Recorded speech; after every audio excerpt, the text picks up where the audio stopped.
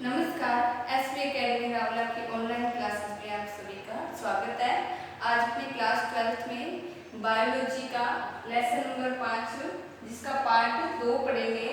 Last video में अपने पादप और जल के मध्य जो संबंध है उसके बारे में पढ़ा, वो किस प्रकार से पौधों से संबंधित है, जल कैसे पहुंचता है उनके बारे में पढ़ा था। इसके लिए कौन कौन से कारक जीव द्रव्य है, जीव द्रव्य में क्या क्या क्रियाएं होती है जिससे पौधे या जल से संबंधित होते हैं। तो वो क्रियाओं में अपने पढ़ा था कि विसरण, पारगम्यता, प्रासरण, जीव द्रव्य कुंचन, अंतःशोषण, इन प्रक्रियाओं के बारे में पढ़ा।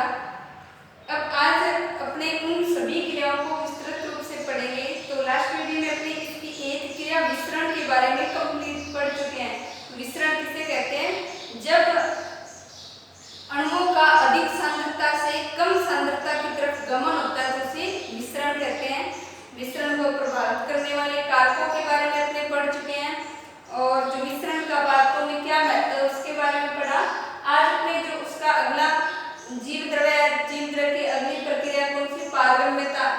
पारगम्यता के बारे में पढ़ेंगे।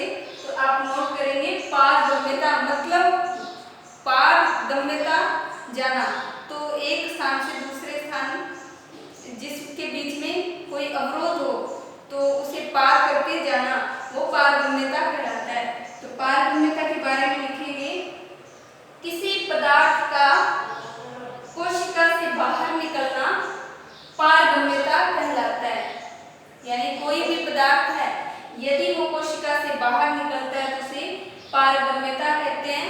इस गुण के आधार पर जैविक झिल्लियां हैं वो क्रियाएं करती है, वो कितने प्रकार की होती है उनके बारे में पढ़ेंगे। तो जो जैविक झिल्लियां हैं ये कितनी? 4 प्रकार की होती हैं। 1 नंबर पारगम्य झिल्लियां, 2 नंबर अपारगम्य झिल्लियां, 3 नंबर चयनात्मक पारगम्य झिल्लियां, फिर 4 नंबर है अर्धपारगम्य झिल्लियां।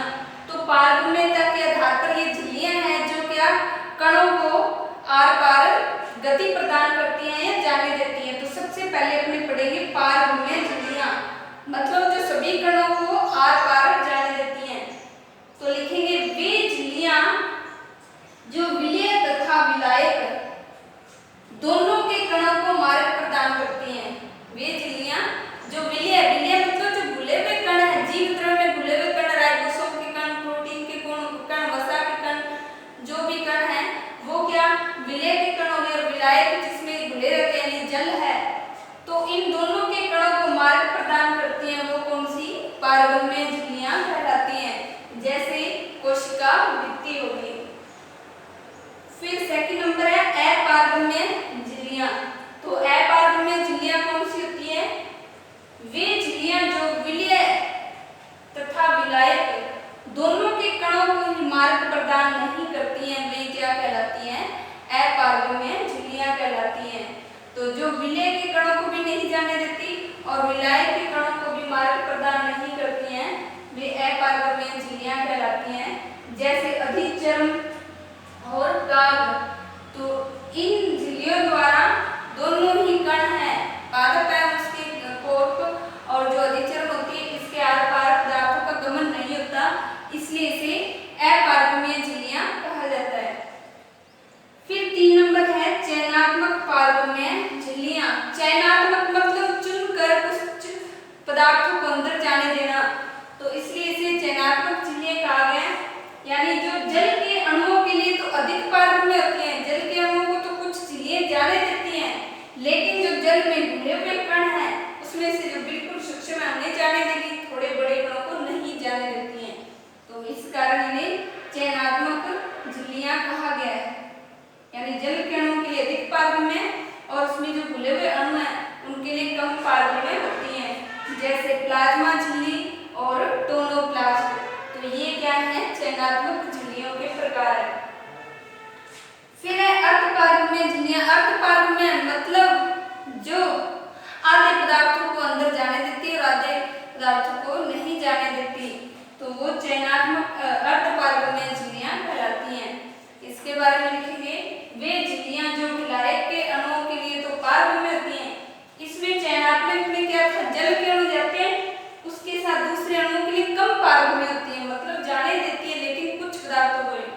लेकिन जो अर्धपारगम्य झिल्लियां हैं इसमें क्या होता है, जल के अणुओं को पूरे जाने देती है, लेकिन उसमें जो विलय के अणु होते हैं उनको पार नहीं होने देती, तो इसे अपारगम्य झिल्लियां कहते हैं। जैसे कोशिका झिल्ली हुई, इसके अलावा प्लाज्मा झिल्ली, तो ये अर्धपारगम्य झिल्ली थी।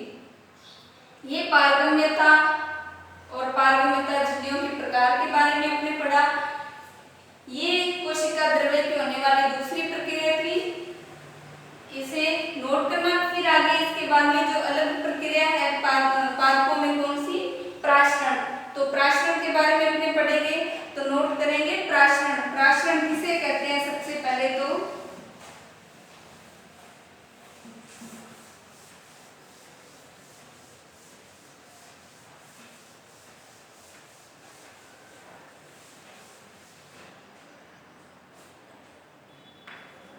लिखेंगे प्राशरण। प्राशरण की परिभाषा लिखेंगे, जिसमें अर्धपारगम्य झिल्ली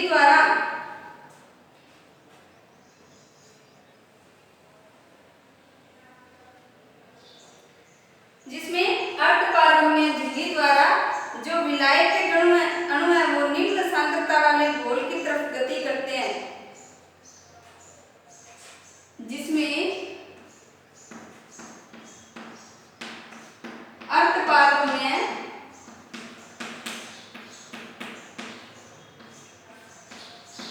झिल्ली द्वारा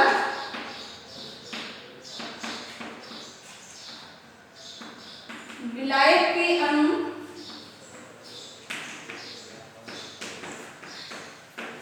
उच्च सांद्रता से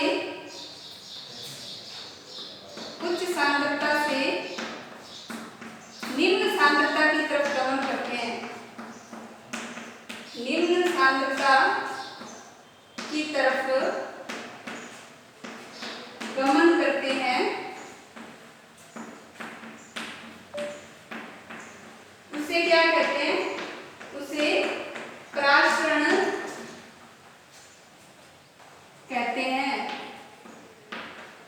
प्राशरण की आप इस तरह से परिभाषा लिख सकते हैं, यानी जिसमें क्या अर्धपारगम्य झिल्ली होती है, और वो अर्धपारगम्य झिल्ली क्या करती है, जो विलायक है उनके अणुओं को उच्च सांद्रता से निम्न सांद्रता की तरफ गमन करते, तो उसे प्राशरण कहते हैं।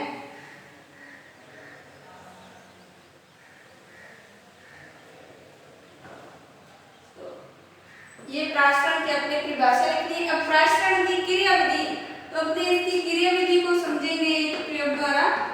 प्राशरण की क्रियाविधि, प्राशरण की क्रियाविधि के बारे में अपने इसमें पढ़ेंगे, तो डायग्राम बनाएंगे और डायग्राम द्वारा अपने इसे समझेंगे।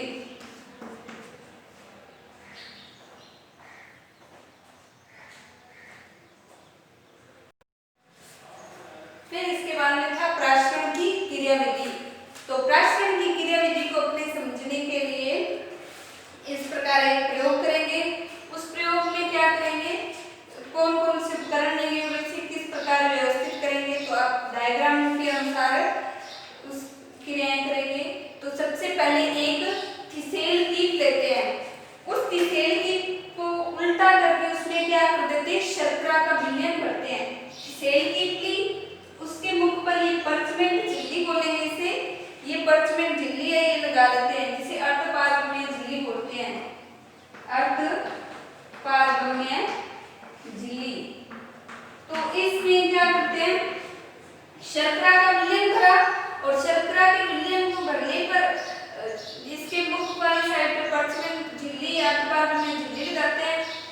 तो फिर इसे क्या करते हैं, एक जल से भरे पात्र में इस थिसेल कीट को उल्टा करके रख देते हैं। जल से भरे पात्र में क्या करते हैं, इस थिसेल कीट को उल्टा करके रख देते हैं और कुछ समय तक रखे रहने देते हैं।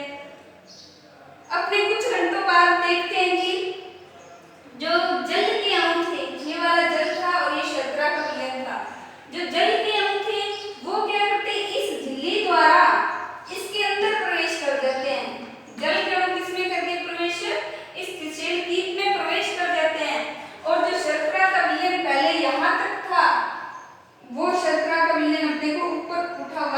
दिखाई देता है। तो इस प्रयोग से क्या स्पष्ट होता है कि जो अर्धपारगम्य झिल्ली है इसने क्या शर्करा के विलयन को बाहर नहीं जाने दिया, लेकिन जो जल के अणु थे उसे क्या अपनी तरफ प्रवेश करने दिया।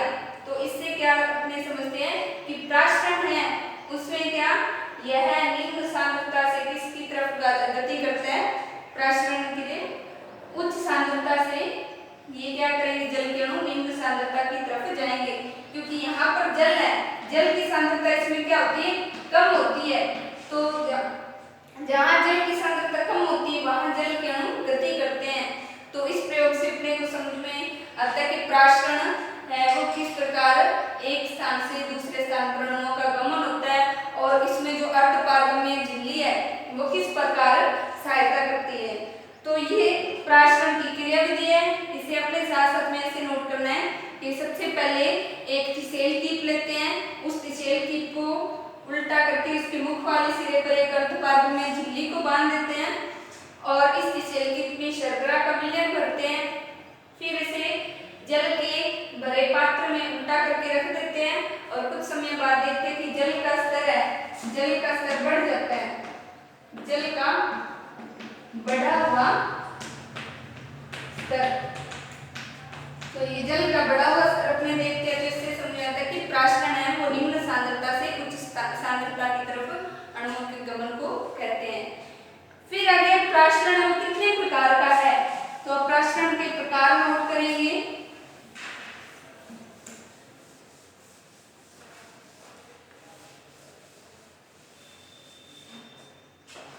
प्राशरण के प्रकार,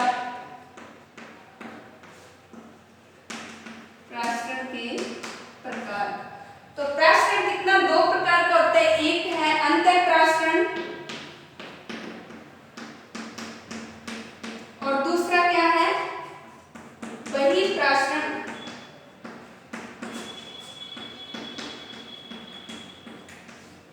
अंतःप्राशरण में क्या होता है, जब जल के अणु कोशिका में प्रवेश करते हैं, जब जल के अणु बाहर से कोशिका में प्रवेश करते हैं तो उसे क्या कहते हैं, अंतःप्राशरण कहते हैं। तो इसे क्या अलग प्राशरणी विलयन में रखा जाता है। अलग प्राशरणी विलयन मतलब जिसकी सांद्रता कम हो वह अलग प्राशरणी विलयन कहलाता है। तो जब कम सांद्रता वाले घोल में रखते हैं तो जो उच्च सांद्रता से जल के अणु निम्न सांद्रता की तरफ गति करते हैं तो कोशिका है वो फूल जाती है। जैसे ये किशमिश है, इस किशमिश को किस जल में रखते हैं,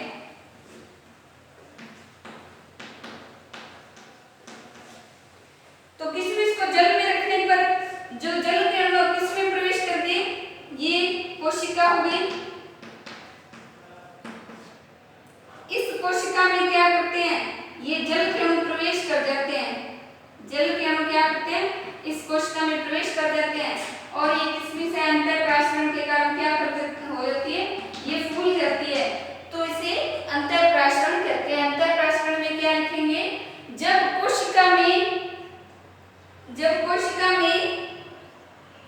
जल के अणु प्रवेश करते हैं तो उसे अंतःप्राशरण कहते हैं। फिर बहिःप्राशरण, बहिःप्राशरण में क्या करते हैं कि जब जल के अणु है वो कोशिका से बाहर निकलते हैं, जब जल के अणु क्या होते हैं कोशिका से बाहर निकलते हैं तो उसे क्या कहते हैं बहिःप्राशरण। अब ये शुद्ध जल था लेकिन ये क्या थी, किशमिश थी। अब इस किशमिश में क्या जल प्रवेश किया तो ये फूल गई। जब अपने क्या करेंगे इस फूली हुई किशमिश को बहिःप्राशरण में क्या करते हैं, ये किशमिश थी, इस फूली हुई किशमिश को शर्करा के विलयन में रखते हैं। ये क्या है, शर्करा का विलयन, शर्करा का विलयन।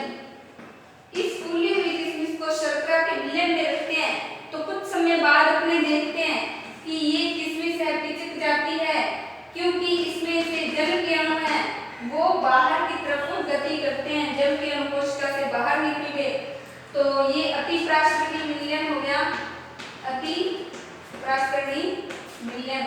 तो जब किसी कोशिका को अति प्रासंगिक विलयन में रखते हैं तो उसमें क्या जल के अणु बाहर गति करते हैं, इस कारण से बहिर्प्रासंगिक कहते हैं।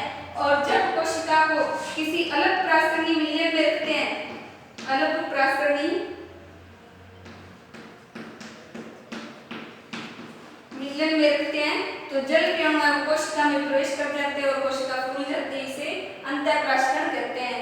तो आज हमने इस वीडियो में प्राशरण के बारे में पढ़ा और पारगम्यता के बारे में पढ़ा।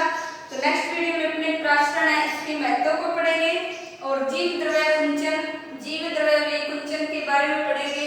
तो जितना पढ़ाया आपने इसे रिवाइज